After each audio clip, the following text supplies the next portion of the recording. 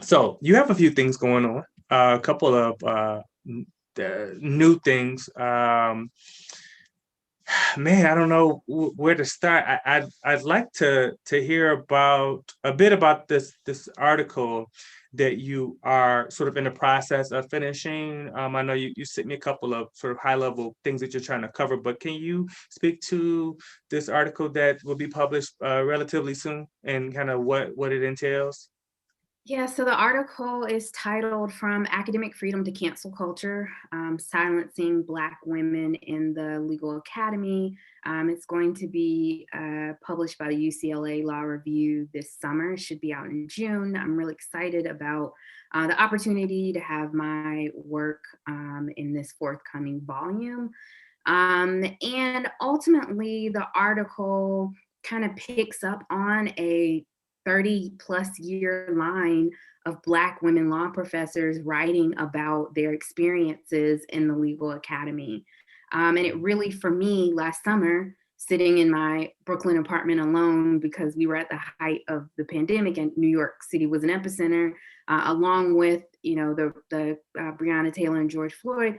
Really thinking about how I wanted to have my voice heard as a legal scholar and what was important to me to say. And that was it was feeling unheard. It was, me starting to do some research and discovering that in 1990, a group of Black women law professors had gotten together and kind of formed this collective and had started writing about their experiences. And their experiences 30 years later were mine. And I Mm, had the same exact things to say. The things that they raised were the things that I'm still talking about today. It's the things that I talk about in the article.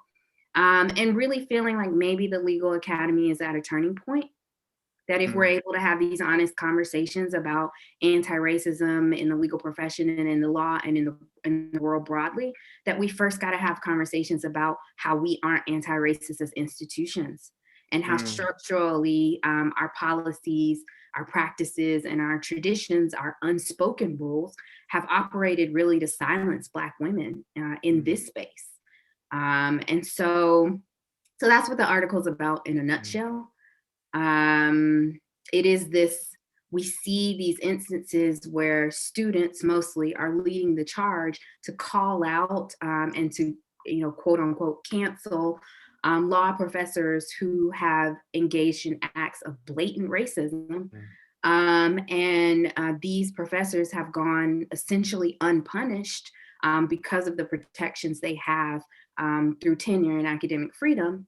And so for me as a Black woman, as I watch this play out, how is it that I then get the academy to acknowledge the very subtle experiences that I have with systemic gendered racism if we can't even do anything about these very blatant, obvious racist occurrences? And so the paper starts there, and it kind of works through all of the ways systemic gendered racism really causes Black women to be silent, and puts us in a position where we know that if we're going to be successful in this realm, we've got to negotiate our identity in a way that causes us to have to conform.